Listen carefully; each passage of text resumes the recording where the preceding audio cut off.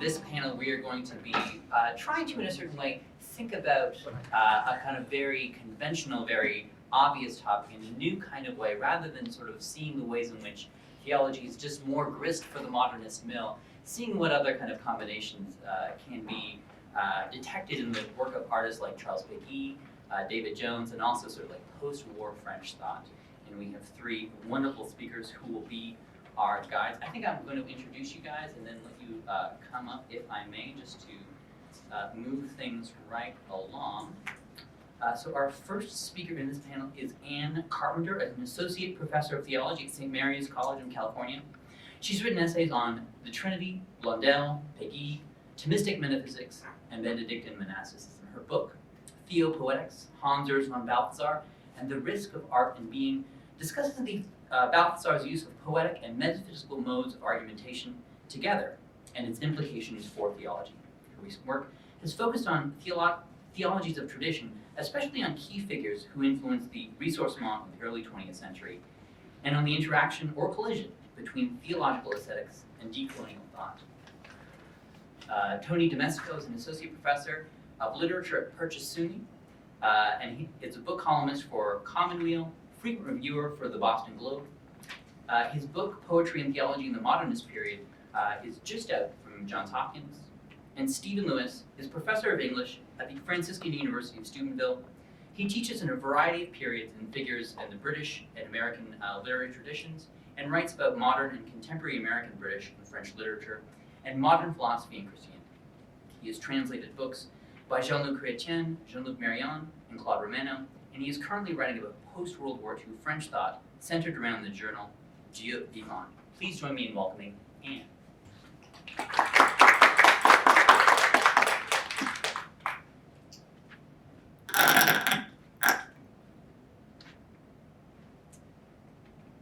Thank you. So, I'm mostly anglicized Péguy's French. I will occasionally slip into a Midwesterner's version of French, which means it's something like a technical term for Péguy. I would like to spend my brief time speaking by articulating three aporias about the modern world in Charles Péguy's thought. Each of them has to do with what the modern world is and means. Each of them is about much more than the modern world. And each of them is a kind of mystery by way of truth. The first and most important aporia is that the Catholic Church has brought the modern world into existence. Quote, "They do not want to say their mea culpa," says Cleo, the muse of history in Péguy's essay of the same name. They who have had so many said professionally. Péguy's they here is the people he refers to as clerks or cures. In a they that slides between the authorities of the Sorbonne and the authorities of the Catholic Church, a they that is both secular and ecclesial. Their errors are different. The professors of the Sorbonne deny the eternal, the clergy deny the temporal, and each error is no less grave. But if history had to say which of these errors is worse, she would name that of the Catholic Church. At least the secular cures, after all, quote, "At least they do not invoke the religion that they are destroying." For Péguy, the Catholic Church is responsible for the Christianization of the world. But what we have in the modern world is the de-Christianization of the world. We have the exact opposite of the Christian mystique. We have a flight from the world, an unhallowing of formerly Christian ground. The cures, my friend, have lost the people who had received the promise, says Péguy. In the voice of Cleo, he mocks those priests who would blame the losses of Christianity on the evils of the age. This, to Péguy, is simply a refusal to countenance the real problem and its burdens. Sin and evil, we must remember, are not a problem for God. Indeed, Christianity is built for sinners and saints, for ages filled with sinners and saints. Besides, says history, all ages belong to God. All clerks, unfortunately, do not. We must ask Peggy what it is that the cures do not wish to see. His answer is as forthright as it is elusive. On the one hand, what Christians do not wish to see is simply that the world is perfectly not Christian, that it has figured out a way not to be so, and that, really, the world exists, goes on existing, knows how to exist without being Christian. Everything is modern, says Cleo. That is what one must see, what must be said. Everything is completely unchristian. Alas, alas, if it were merely bad Christianity, one could see a way out, one could begin to talk. My child, we have seen a world, a society, I do not say a city, a perfectly viable and entirely unchristian society. On the other hand, the cures have committed a kind of violence to Christianity, one that has in some way produced modernity. Their violence is to undo Christianity's delicate balance, its fundamental operation. For Peggy, that operation is always toward the world and always centered upon salvation in Christ. Christianity itself is thus a temporally founded city of eternity. It is the flowering forth of eternity in time. And finally, and here is the operation toward, Christianity is the nourishment of time under the light of eternity. Christianity is a mystical city working for the world, a city for the salvation, not the domination of the world. And so the cures, in their denial of eternity or of history, but especially of history, cut the artery of connection, sunder the toward and between of temporality and eternity, of life and grace. They destroy the potency for the Christian operation and the very operation itself, so that, quote, there is nothing left, no world to save, no Christianity left. The second aporia has to do with Cleo herself, with history. She is a secular woman with roots deep in eternity, but she is not a Bergsonian. This is our mystery, or the point of it, that she's not a Bergsonian. In his very last essay, called Descartes and the Cartesian Philosophy, Peggy associates history, memory, and money with the ready-made. Tout fait. This is by no means a compliment. To be ready-made is to be measurable and negotiable, to be recorded and recordable. It is to be rendered always ready for autonomized use. Bergson and Bergsonianism are concerned with réalité, with the delay of the now, with the presence of the present, and thus also the unmeasurable and unmade. The present, this kind of present, is supple, and so it demands supple reason, and, quote, a supple morality, a heart perpetually held to account, end quote. It is Peggy's Bergson who sees, if we might borrow from monastic terminology, that reality requires a perpetual vigil. He sees that the office of hours is always about the hour at hand, the hour opened to eternity. He sees that the only real available to us is the present, the inexhaustible well of the presence of the present.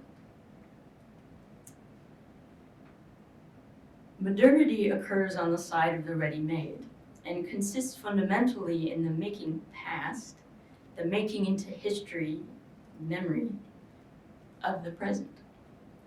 Thus, saving money in one's bank account falls under Peggy's ire. As Matthew McGuire explains, Peggy, quote, finds within the reign of money the constant incentive to adopt certain ethical, psychological, and metaphysical positions in living and thinking, end quote. The reign of money affects a decreation that lays hold of the world by defleshing it of genuine possibility. This makes the modern world, in Peggy's words, essentially parasitical on reality itself. We conquer it by its own fecundity.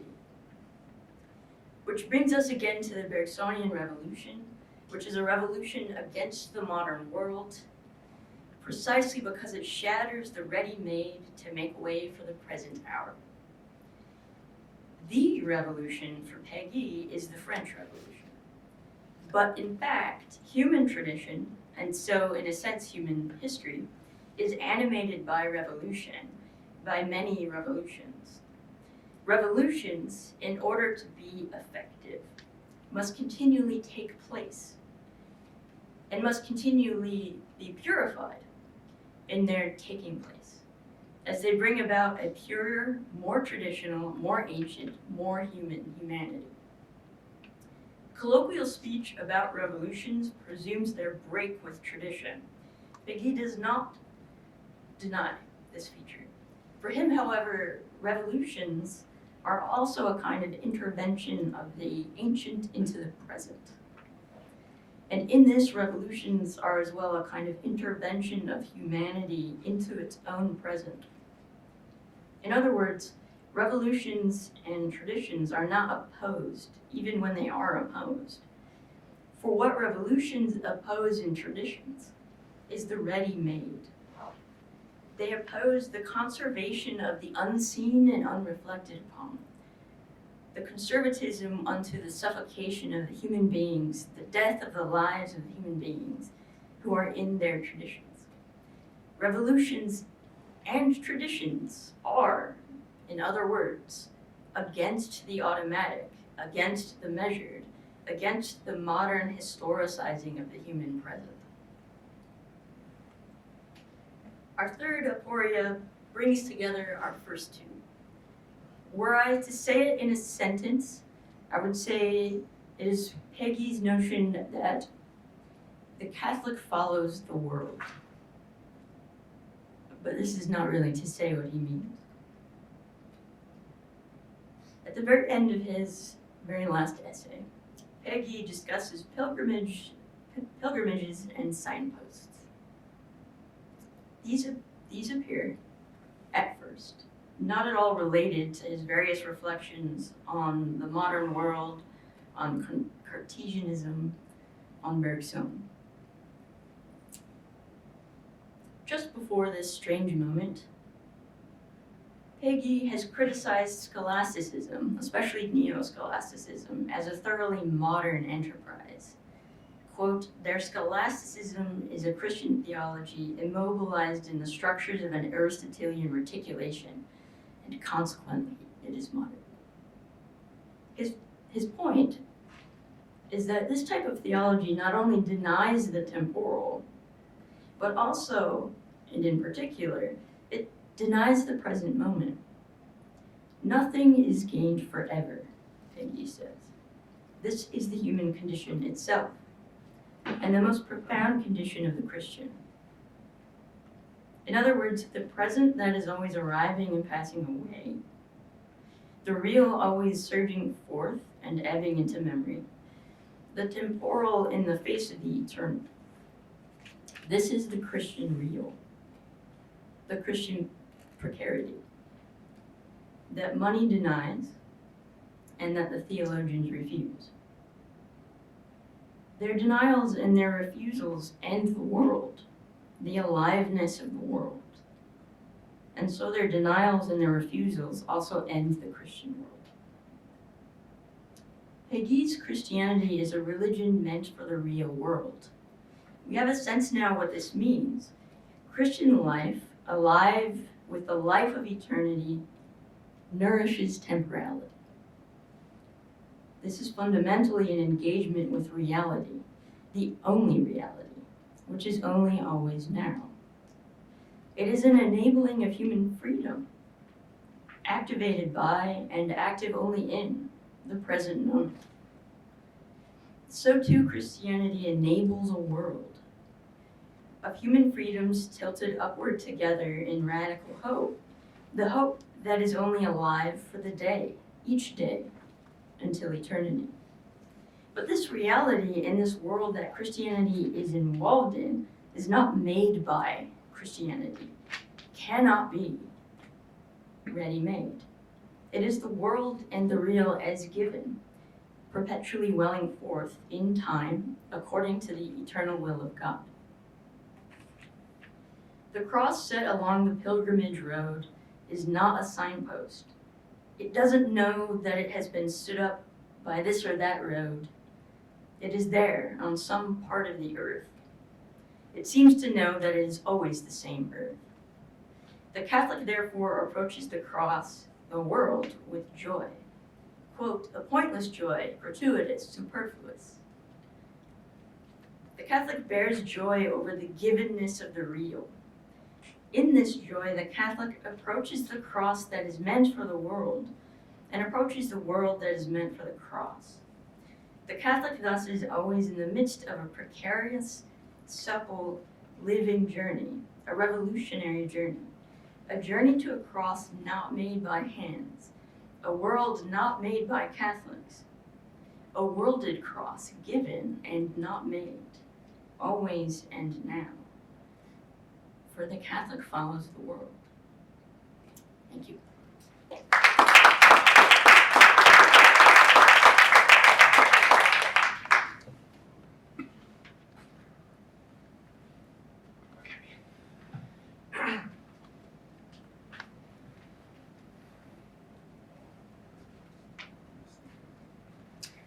So I did have some slides. Unfortunately, the AV is not working, so you'll have to forgive me for looking at my phone to read some of the quotes that were supposed to be on the screen. Within the last 10 or so years, there's been renewed interest in Anglophone modernism's relationship with religion generally and the Catholic imagination specifically. And what's surprising to me isn't that such a recovery has happened, it's that such a recovery was needed in the first place. After all, you can't shake a stick at a modernist text without tropes and figures and ideas from the Catholic tradition falling out. In To the Lighthouse, Mrs. Ramsay's dinner party is described in Eucharistic fashion as the breaking of bread, or at least the serving of bouffe en daube, partakes of eternity. Rebecca West wrote a book-length biography of St. Augustine.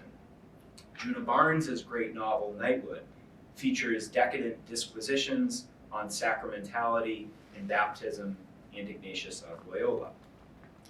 And this deep imbrication of modernism and Catholicism wasn't just present in individual works of modernism. It was also present in what we might call the institutions of Anglophone modernism. It's a scholarly truism that modernism grew up in little magazines. Small, avant-garde literary periodicals like The Little Review and The Egoist served as incubators for modernist experimentation, the forge out of which Imagism and Ulysses in the Wasteland emerged. And perhaps the most important, and certainly the most august, of these magazines was the Criterion, which T.S. Eliot edited from its first issue in 1922 to its final issue in 1939. Here is the cover of the first issue from 1922. But just to tell you what's in the first issue, to tell you what's in bold letters on the cover of the first issue, first we notice in bold letters The Wasteland, which was published, in fact, for the first time in that inaugural issue of the Criterion. There's also one of the first contemporaneous engagements with James Joyce's Ulysses, in a review essay written by the French poet Valéry Larbaud. And then finally, there's a really interesting ghost story written by the modernist novelist and critic May Sinclair, called Victim, and I'll return to Sinclair a little bit later. But so as the table of contents reveals for this first issue of the Criterion, that magazine was present at the very beginnings of modernism.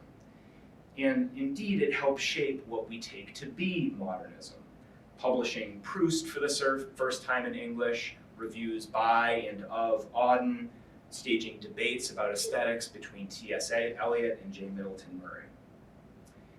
And if modernism grew up in the pages of the Criterion, and I'd argue it did, then it's worth noting how frequently something else appeared in its pages, namely theological debates and disputes and discussions. Indeed, for long stretches in the late 20s and early 30s, the Criterion was as much a theological review as it was a literary magazine. Eliot published essays by Etienne Gilson and the Jesuit theologian Martin Darcy. He commissioned reviews by Anglo-Catholics of new books by Karl Barth and Reinhold Niebuhr. He staged multi-issue debates about the nature of Neo-Thomism. And these theological pieces sat side by side with The Wasteland and with Proust and with Conrad. Indeed, the one informed and often referred to the other. So in that debate about Neo-Thomism, for instance, which took up an incredible amount of space in the magazine and went across several issues, J. Middleton Murray and T.S. Eliot and Martin Darcy and others were arguing not just about the inheritance of Aquinas, but through their arguments about Aquinas, about fundamental aesthetic issues, the differences between Romanticism and Classicism, for instance, and the relationship between poetry and ontology. And to bring this even further into relief, we might look at a 1927 essay published in two parts. So you can't see it, obviously, but it's an essay by Jacques Maritain called Poetry and Religion.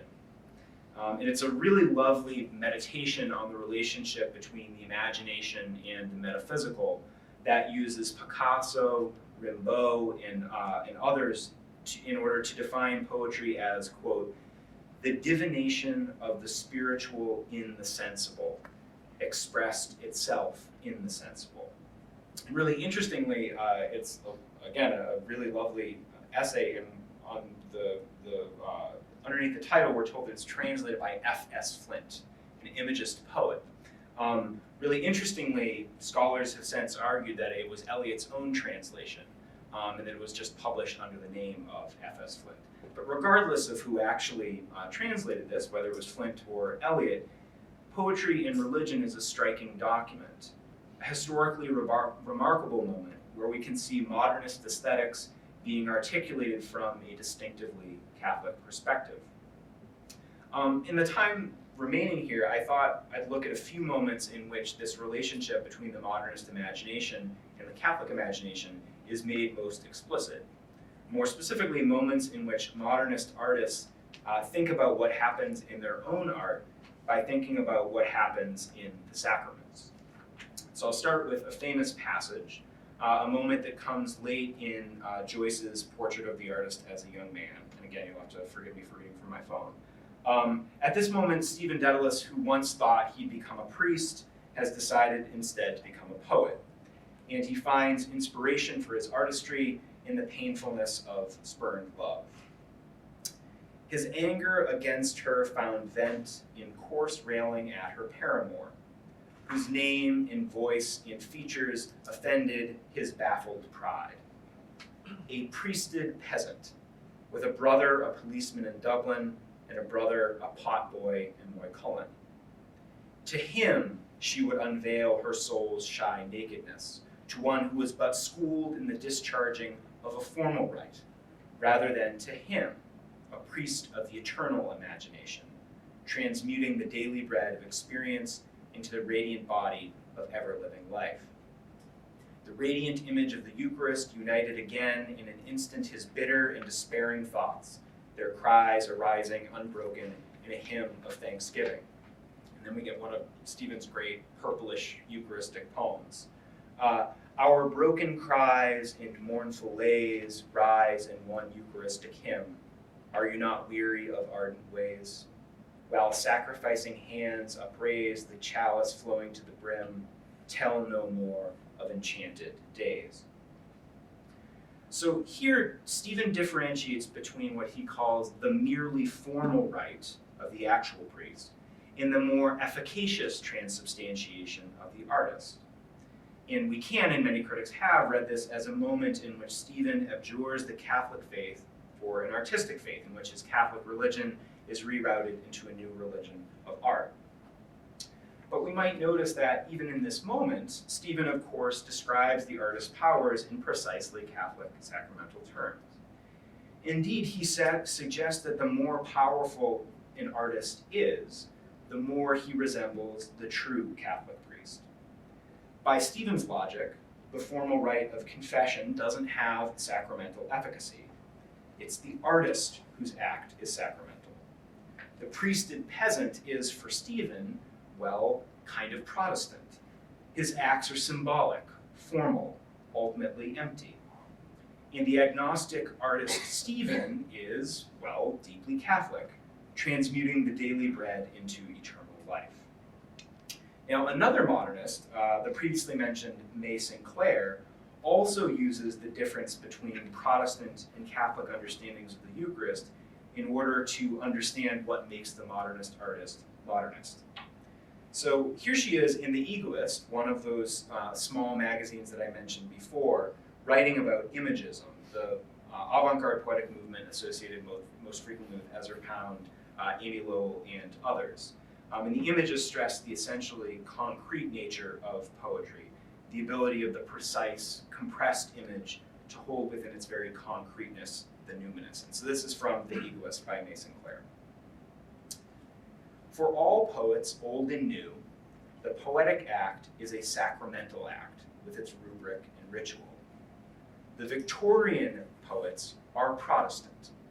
For them, the bread and wine are symbols of reality, the body and blood. They are given in remembrance. The sacrament is incomplete. The Imagists are Catholic. They believe in transubstantiation.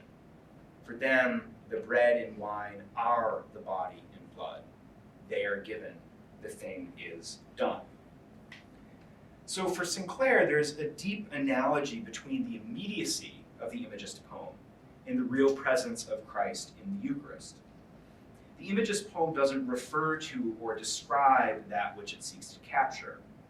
Through its particular concrete details, the Imagist poem embodies, incarnates, makes present that which it seeks.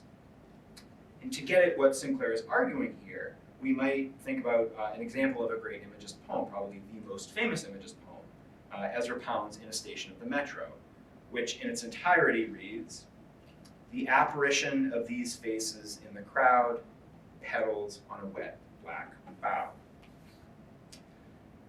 According to Sinclair, this poem is Catholic because it doesn't assert a similarity between its two objects, those faces and those petals. Rather, by linking the two just with a semicolon, Pound asserts that the two are somehow one. Urban image and pastoral image, human faces and flower petals, bread and body, wine and blood are united. Now, Sinclair wasn't herself a believer. The Anglo-Welsh poet David Jones was, and he had similar things to say about modernist representation and sacramentality. And in his letters, but especially in his 1955 essay, Art and Sacrament, Jones, like Sinclair, links modernist representation to Catholic notions of transubstantiation. In modernist artworks, Jones argues, mimesis, in which an artwork imitates something outside of itself, is undone in favor of something different. For the modernist, the question isn't, is the world out there transcribed accurately into the work of art? As Jones puts it, the good painter must say, this is not a representation of a mountain. It is mountain under the form of paint. In other words, the work of art doesn't refer to its subject, it represents it, and that's the spelling that Jones almost always uses, makes it present and actual again through the artwork's formal relations. Then Jones links this modernist understanding of representation to the Catholic idea of transubstantiation. Just as for Picasso, a painting doesn't refer to a tree, but is the tree under the form of painting, so for the Catholic, the Eucharist doesn't refer to Christ, but is Christ under the form of bread and wine. In both form and substance, the symbol and its meaning are one.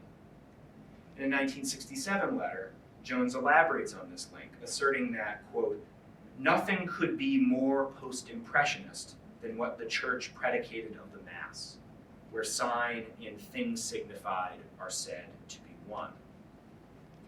So for both Jones and Sinclair, the believer and the unbeliever, modernism is modernism, in part through its distinctively Catholic aesthetic sensibility, privileging representing over representing, the actual over the merely symbolic, seeing the material and concrete as the route to the mysterious and transcendent. And because our conference is thinking about what the Catholic imagination has meant and continues to mean today, I thought I'd end with the words of a contemporary poet, Fanny Howe, who is actually here with us for the next few days. For the Book is the first poem from her 2014 collection, Second Childhood. And in its compression and lucidity, this short poem echoes imagism at its best. I think it's a deeply modernist poem. In its invocation of the Eucharist, a God we can swallow, it reminds us of modernism's sacramental imagination. So I'll just end with Howe's words for the Book. Yellow goblins and a God I can swallow, eyes in the evergreens under ice, interior monologue and some voice, weary fears, the usual trials, and a place to surmise blessedness. Thank you.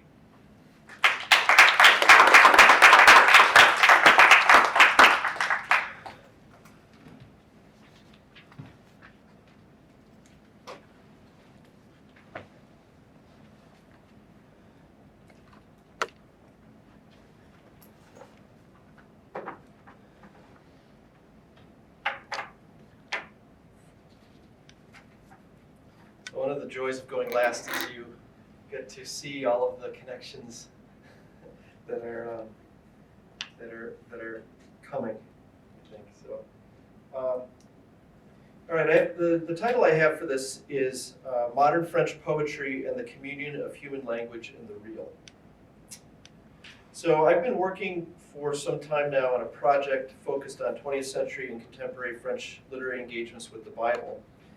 And in doing that work, I've found two recent French Catholic thinkers to be particularly useful in helping me to grasp better two different things. The first thing is how to understand the poetics of a modern Catholic poet like Paul Claudel, who lived from 1868 to 1955. How to understand his poetics in relation to some of the major figures of modern French poetry. So Baudelaire, 1821 to 1867, Arthur Rimbaud from 1854 to 1891, and Stéphane Mallarmé, 1842, 1898.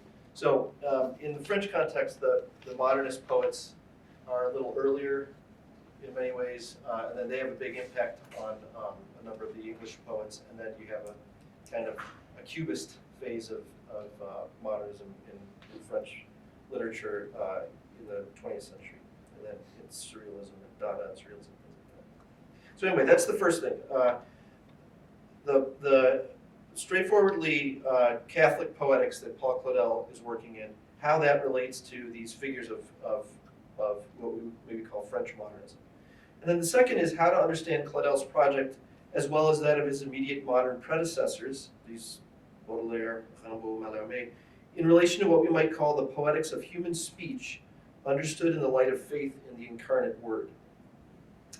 So the two thinkers I have in mind are the Dominican priest Olivier Thomas Venard, who writes and thinks about literature and the Bible in constant reference to the metaphysics and theology of St. Thomas Aquinas, and Jean-Louis Chrétien, whose work approaches various aspects of the relationship between the biblical and the literary within the framework of a phenomenology of speech. While phenomenological and Thomistic approaches to a subject like literature and the Bible are bound to be importantly different, one thing that Venard and Chrétien have in common is that they each think and write in the wake of and with full knowledge of 20th century poetics, linguistic theory, and deconstructive practices, which, at least in the French context, are importantly inspired especially by the poetics of Rimbaud and Mallarmé. Furthermore, from their respective positions in the wake of these linguistic theories and practices, they each privilege speech in the multiplicity of acts that constitute it as central to understanding human existence. Each of these thinkers possesses deep literary sensibilities. Venard was pursuing a doctorate in modern and contemporary French poetry as a student at the École Normale Supérieure, so it's like a very fancy elite graduate school, before deciding to pursue his vocation to the priesthood. While Chrétien, who passed away this summer at the age of 67, published 6 volumes of poetry himself between 1989 and 2001, in addition to almost 30 philosophical books published throughout his career.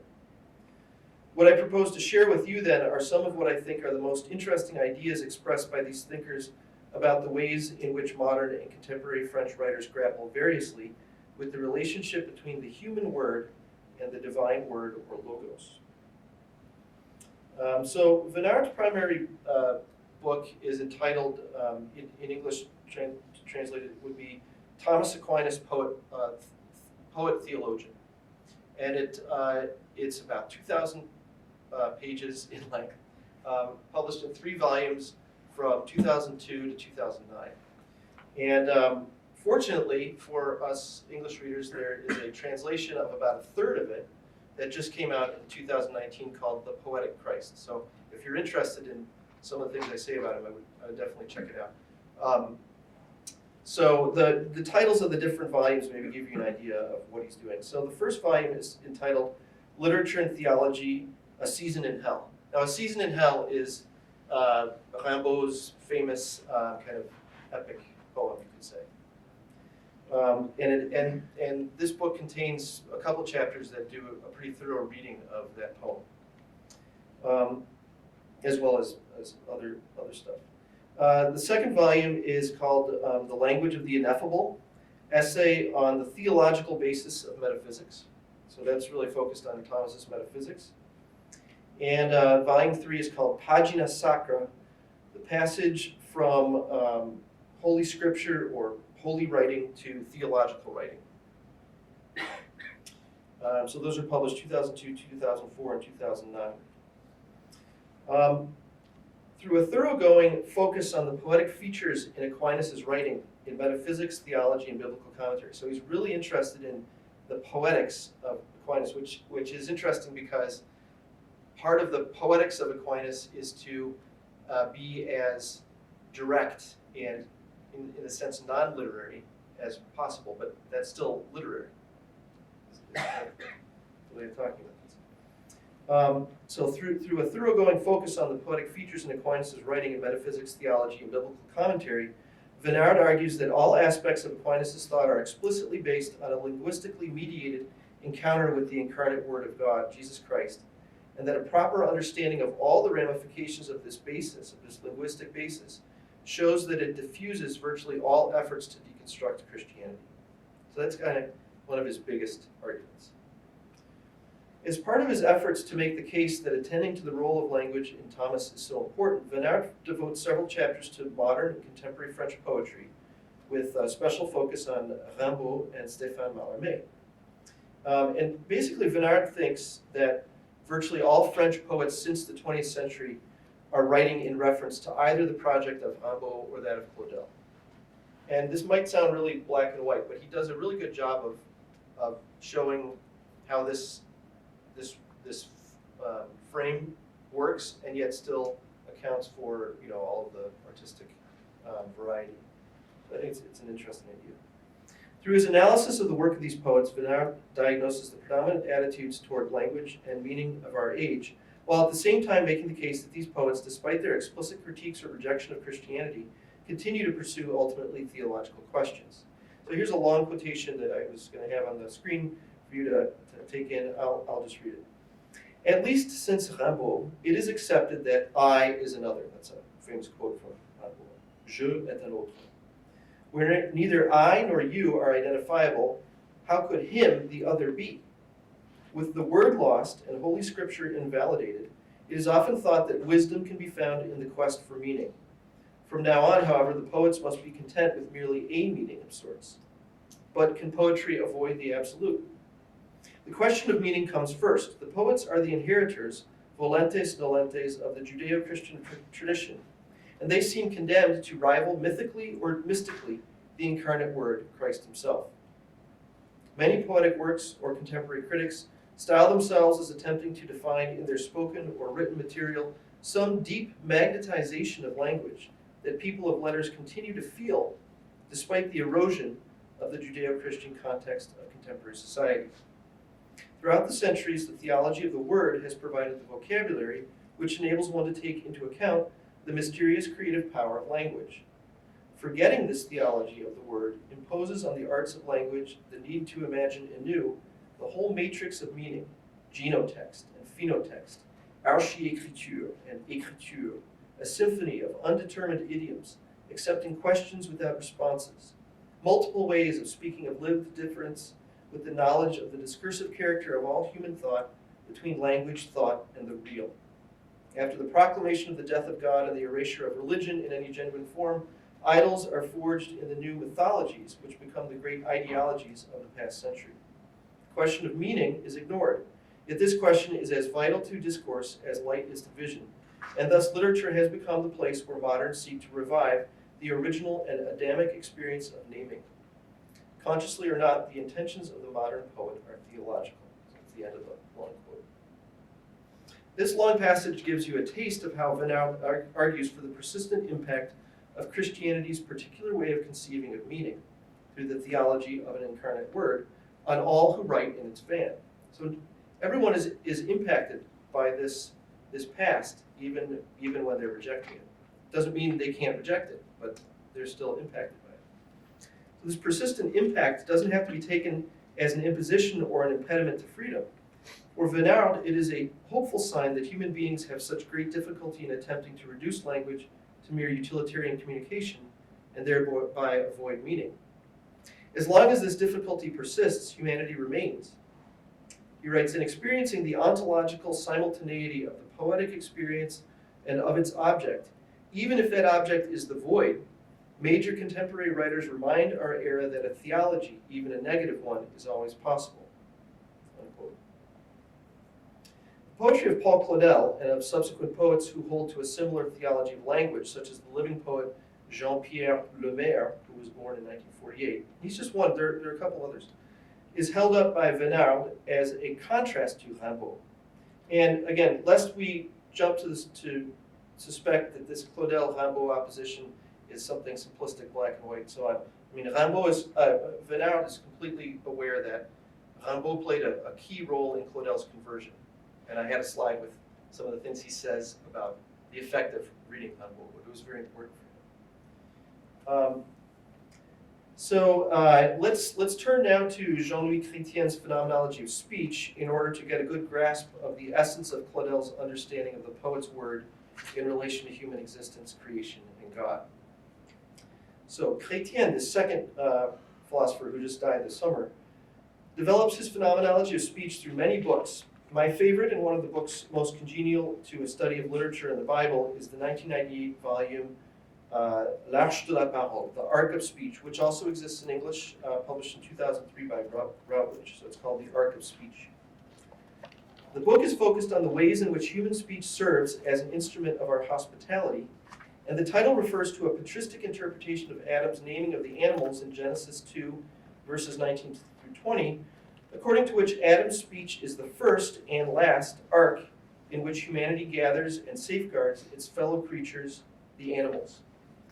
There are chapters on the phenomenon of speech in relation to listening, prayer, silence, beauty, and the capacity of human beings to make an offering of the world through praise and thanksgiving. Claudel and a polyphony of other voices exemplify throughout the text the speech acts Chrétien describes and discusses. So allow me a quick sketch of Chrétien's phenomenology of speech. in Chrétien's work, as the philosopher Camille Riquier puts it, quote, man is not an animal endowed with language. Not an animal endowed with language. Speech, or logos, is indeed the place where meaning arises and where our humanity reveals itself. But for this very reason, it does not belong to us, and we cannot make of it a point of pride. What is more, we will never master it, because we are not its source. It is we who are in it, not it in us. Chrétien meditates on existence as he meditates on speech, indissociably, holding that the one is the perfect mirror in which the other can reflect itself in its multiple dimensions. So existence itself is reflected in the many ways in which speech acts are unfold. Speech becomes itself and is described only in diffracting itself through our finite acts of speech, in which each time speech becomes an event for us. So all human speech then is a response. It is never inaugural, but always elicited by things in reality. So it's always a response. Quote, thus we speak without being able to do it by ourselves, only speaking up because the words were given, aroused by a voice that calls us from the outside and which necessarily wounds us. Nevertheless, speech does not die from its wounds, rather it draws life from them. Speaking rests on our weaknesses, not on our strengths. And the wound that other people, things, or even God inflicts on us through the call they put forth is the fissure through which we are made stronger by their very strength and which gives us the strength to respond to them. For Chrétien, Jacob's wrestling with the angel is emblematic of this dynamic. And I had a great slide of the painting by David.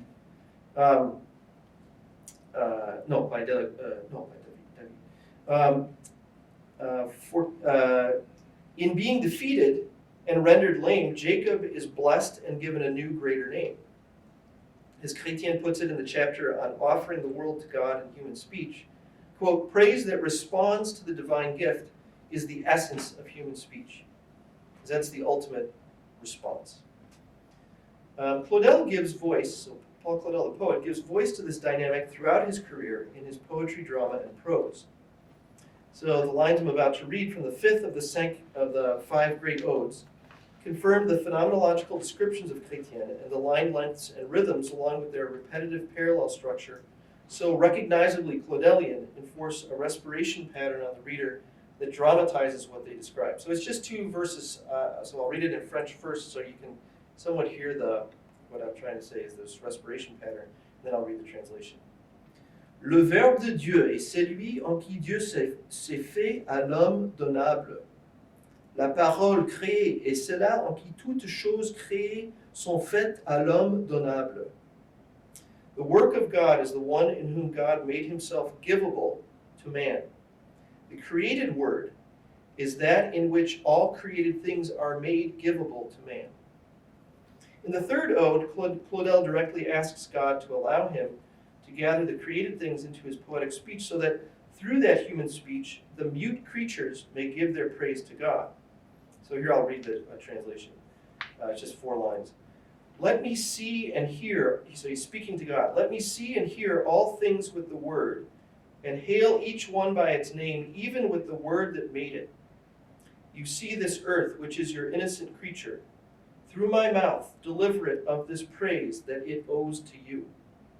So, in this way of thinking, the mute things around us, the creatures, are all dependent on us to speak for them. They make a call on us to speak for them. And their call is their beauty. There's this kind of pun in Greek, and it exists in English too, but that the word for beauty and for call is very similar, kalos, kalain. And in English you have appeal, the word appeal. So an appeal is a call, but it's also the appeal, the attraction. Here, Vinard's work might encourage us to ask how the poet conceives of the phonetic and semantic community between God and man. So it's something he talks about over and over, the phonetic and semantic community between God and man. What is it exactly? What is at stake in Claudel's request that he be allowed by God to Hail each one by its name, even with the word that made it. For Thomas, says Venab, the foundation of a durable human-divine community depends on the relation that exists between nature and Holy Scripture. When a robust understanding of nature as created is in place, some version of the two books understanding, so the book of nature, the book of Scripture, book of creation, book of Scripture, some version of that understanding of reality shows itself to be operative. And thus the idea that the intelligence is illuminated by God, such that the mind speaking a word is understood as a constitutive element of the reality of the relation between God and his creation, becomes fitting.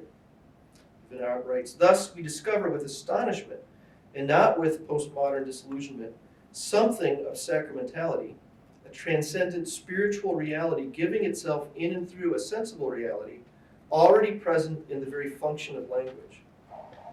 That's kind of a version of that definition of poetry that you read from Mach 10, but in language itself. That the source of language's functional sacramentality is Jesus Christ, the incarnate Word, is nicely formulated by Venard in a sentence expressing the theology of human speech that accompanies the explicit theology of the word of the fourth gospel. He says, when Jesus says, I am the way, the truth, and the life, he also says, I am the signifier, the signified, and the referent. Claudel recognizes that it is precisely this unique imbrication of the incarnate word and human language that makes the poet's offering of the word to God in a kind of arc of speech impossibly possible. A passage from Claudel's famous play, The Satin Slipper, 11 hours long on the stage, if you're interested, from the Profession of Faith spoken by the Vice King of Naples, puts it well. He says at a certain point, will all beauty be useless? Come from God, is it not made in order to return to him? The poet and the painter are necessary to offer it to God, to reunite one word with the other word, and for it all to give thanks and recognition and prayer outside of time. So here Claudel's Vice King of Naples calls upon the artist to use speech in the awareness of what Venard calls the sacramental nature of its very function, which gives a spiritual reality in and through a sensual reality, thus giving to all a glimpse of how the, quote, real is figure, as Venard puts it. Modern French Catholic poetry in the line of Claudel helps us to see and understand that the communion between our language and the real, as revealed in faith, the phonetic and semantic community between God and man, the basis for an arc of speech, is brought to human awareness and acknowledgement poetically.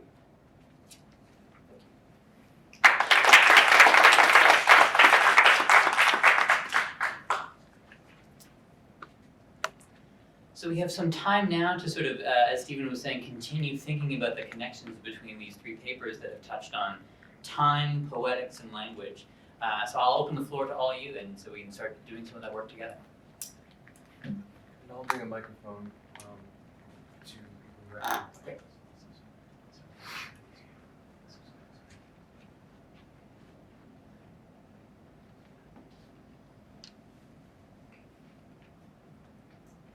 Well, I have a question. I don't need that. You referred to I think the we poet might as use a the mic sacramental, for. Mr. Domestico. Now let me ask you, you may distinguish between the Protestant and the Catholic approach. Do I understand that they are both equally sacramental, or is the Catholic poem more sacramental because it is more explicit, and the Protestant one is symbolic? Is that how you understand the distinction? So that's how Mason Clare understands the distinction. So in that pit, it would have been, again, sorry to keep apologizing, it would have been a bit clearer if I had the slide there. But that was a quote from Mason Clare, who's, as I mentioned, a really interesting figure. She's a novelist, critic. She's actually the first person to ever use the phrase stream of consciousness to describe what happens in literature. But she's writing in The Egoist in 1914. And essentially what she's saying is Victorian poetry, and really non-modernist poetry, is Protestant in that its meaning depends upon referring to something other than itself, right? And so she says it's merely symbolic in that it gets its meaning from something other than itself. Mm-hmm. And she says the modernists, the imagists, are Catholic because their language contains, it incarnates, makes present whatever meaning it might have.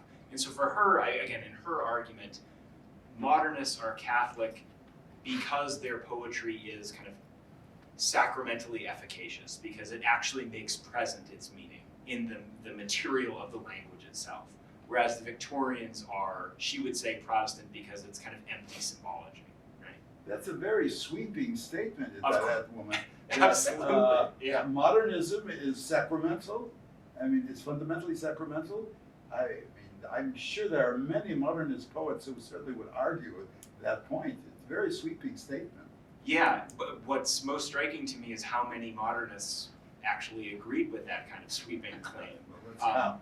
Shall we count? All right. Yeah. Another to the Mr. Lewis? Huh? Yes.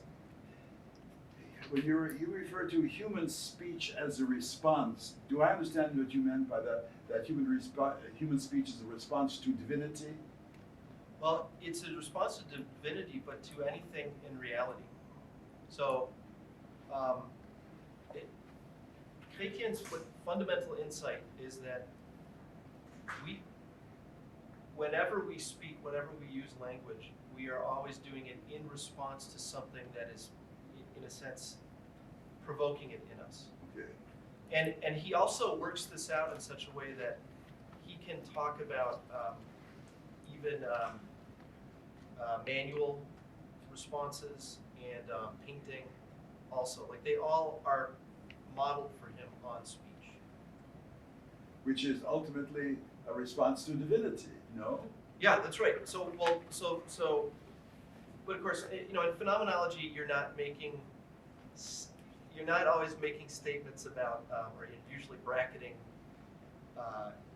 like an ultimate question like that. You're just looking at the phenomenon. So, but yeah, certainly. I mean, he talks about the speech acts of prayer. But that can be praise to God, understood in faith. It could be praise in a poem of praise to like a juju music song in Nigeria to one of the chiefs. You know, it's kind of pop music. But I mean, these are all it's praise. Therefore, phenomenology is implicitly Christian. Do I understand that? No, not necessarily. That's what I my point. Yeah. Yes. Right, and that's why I think actually talking about like a Thomist and a phenomenologist, both zeroed in on in some ways the same thing. You get this depth of account, a deeper account of it, because the Thomist is going to go to metaphysical depths with it that the phenomenological method is not. Phenomenology is convincing not because of metaphysical arguments, but because the description matches with experience. It completely rises or falls, stands or falls on the quality of the description of the phenomenon. Okay. So, Thank you. Other questions?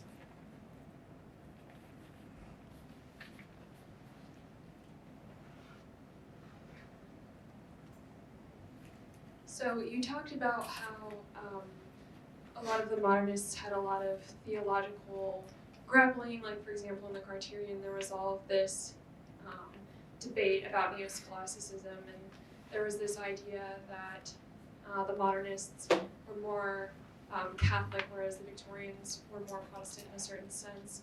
I'm wondering, it just kind of seems like in the wake of modernism,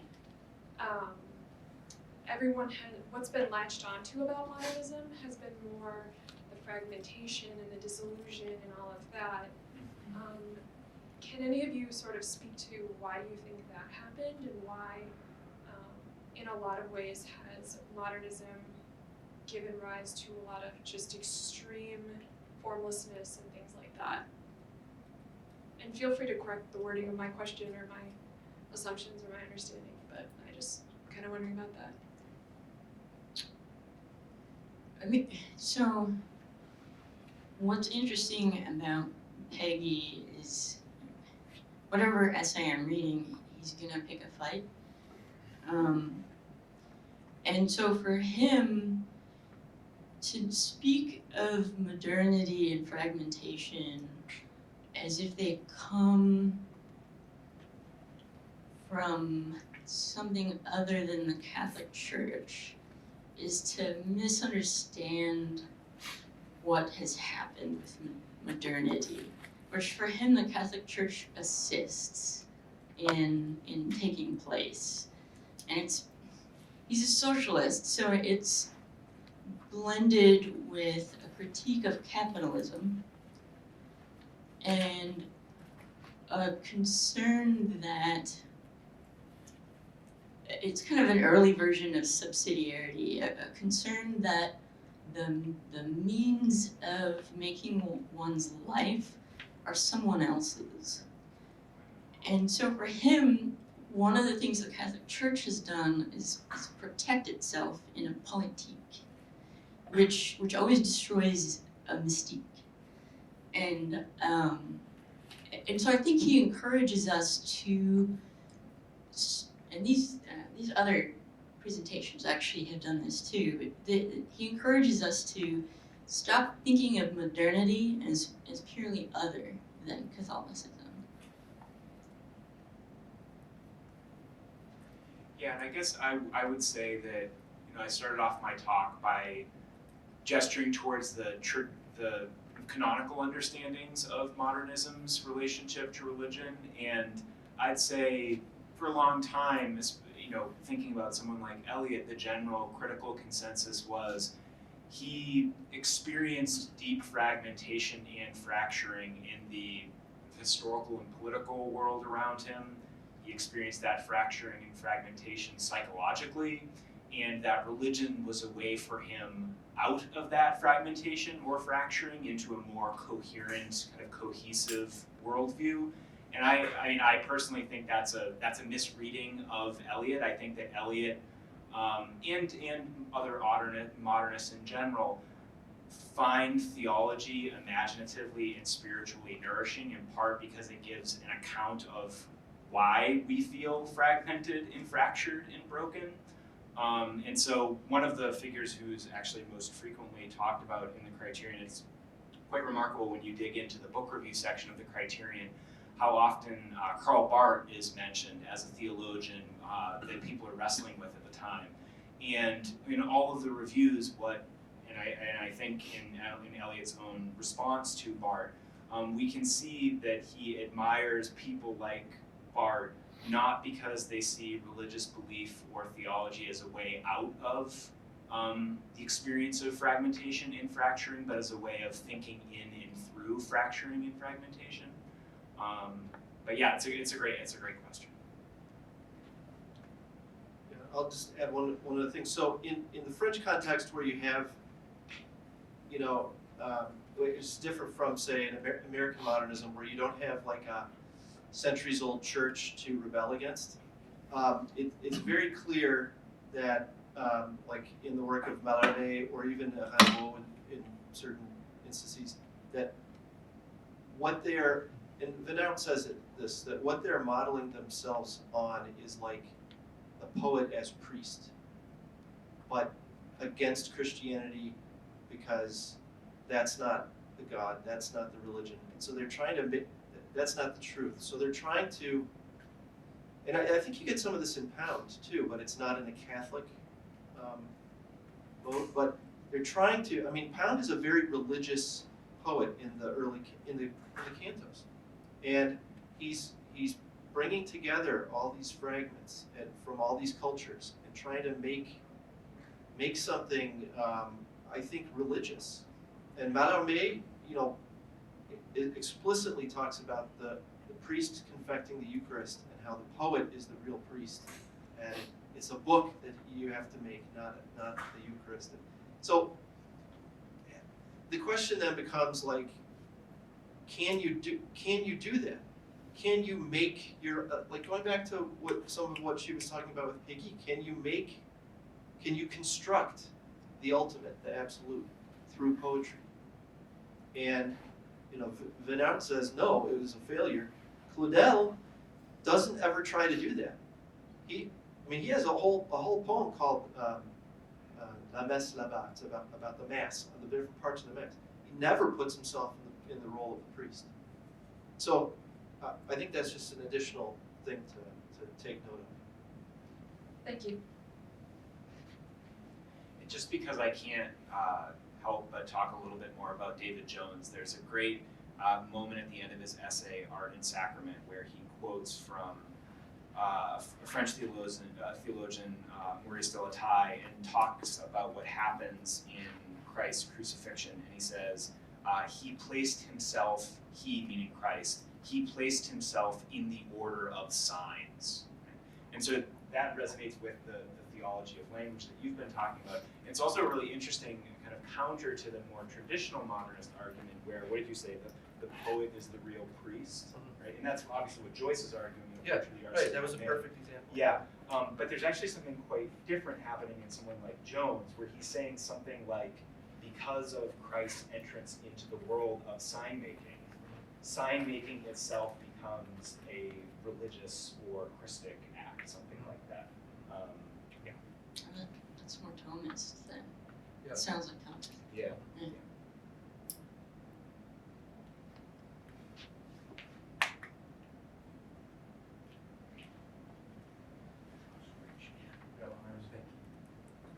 So this is a question for all three of you to tackle.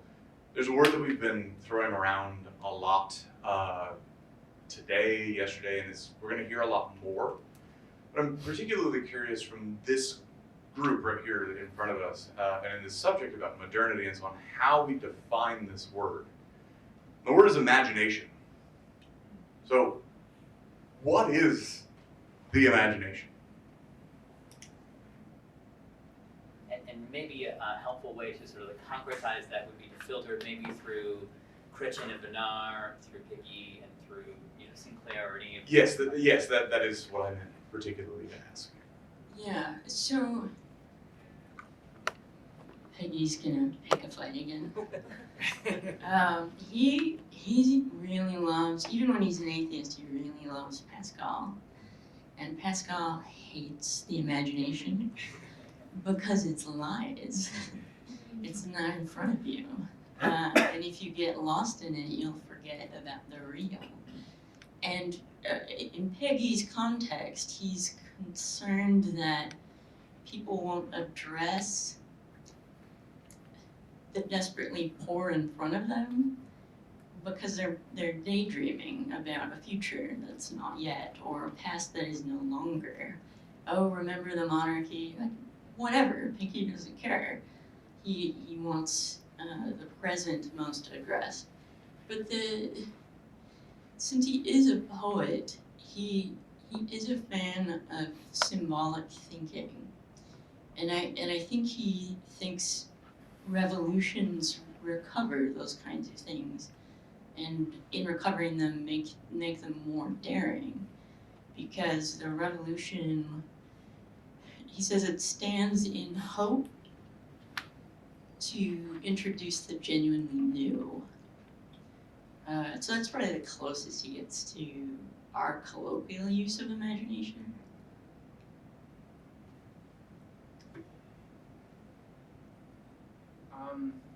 That's a great and really difficult question. That's why I asked it. Yeah. So I would recommend the I actually have a copy with me if you want to look at it. The Marathon essay on poetry and religion from the Criterion, because there I think he's using poetry roughly synonymously with imagination, and what he'd say is, I think, something like the imagination is the kind of creation of symbols so as to apprehend the real, right? So it's not that the imagination, to go back to your it's not the imagination and the real are antithetical to one another. We encounter the real through the imagination. Yeah, so one, like, thinking about Piggy, so one word that is a great word with him is événement, event. And so, like, she was talking about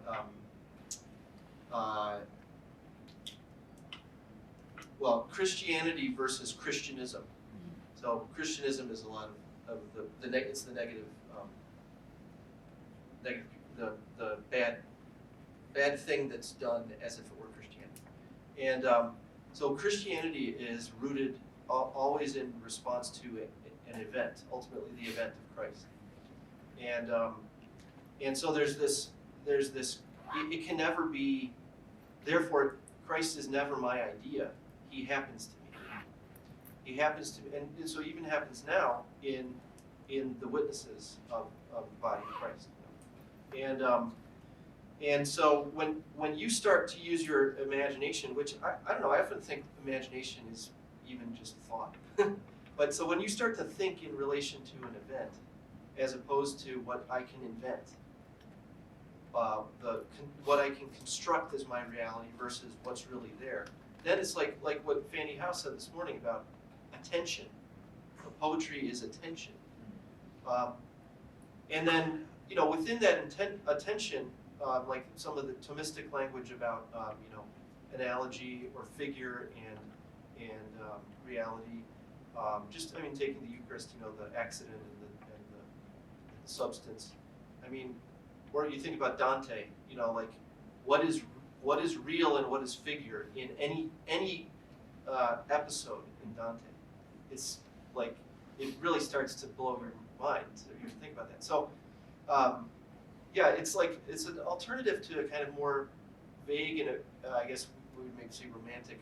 I don't want to give the Romantics a bad name because they have some really interesting stuff to say about imagination. But what's often thought of as romantic imagination, I think, is not what we're talking about here. It's this attention to the real and constant awareness and in some ways struggling with our human tendency to invent instead of.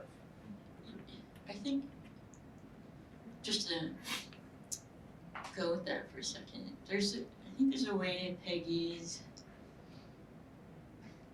eventing. It's like a verbal noun. Gerund? Sorry.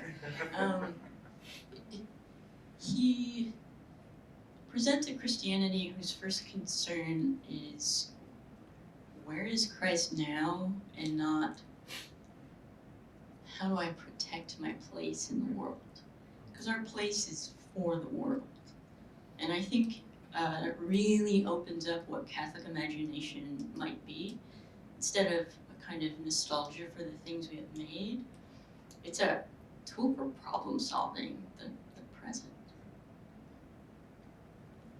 We have time for one more question right at the back again. Yeah, so that last response sort of ties into my question. I was really struck by the mention of Martin's essay in Criterion. And I was just thinking, moving from an aesthetic to a political dimension, just how integral he is to the post-war political order. And I'm wondering, because I often hear a rhetorical move made by Catholics and Christians more broadly to say that, well, modernism and Christianity and Catholicism are very intimately linked, either aesthetically or politically. So like, oh, hey, secularists, this political order we all enjoy is in fact deeply Christian. But then I just wonder how, sort of what motivates that move? Is it just a nostalgia or kind of a, like, oh, you didn't know this, but now you do? Or is that constructive to develop a response that Catholicism can have to modernity that is sort of more productive and less about the past, and more about the present and the future?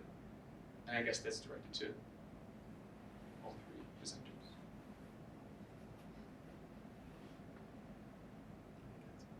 Or any of those specific thinkers have, like, I imagine Peggy has a lot to say. So there's sort of two things going on at once. The church has produced modernity, but what that does is end the world.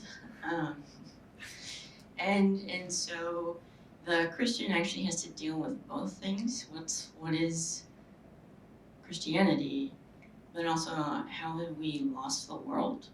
Which allows him to in a complicated way make sense of things like atheism as genuinely its own thing and a historical response to the Catholic Church. So the world can run on the exhausted fumes of the Catholic world. The real question is,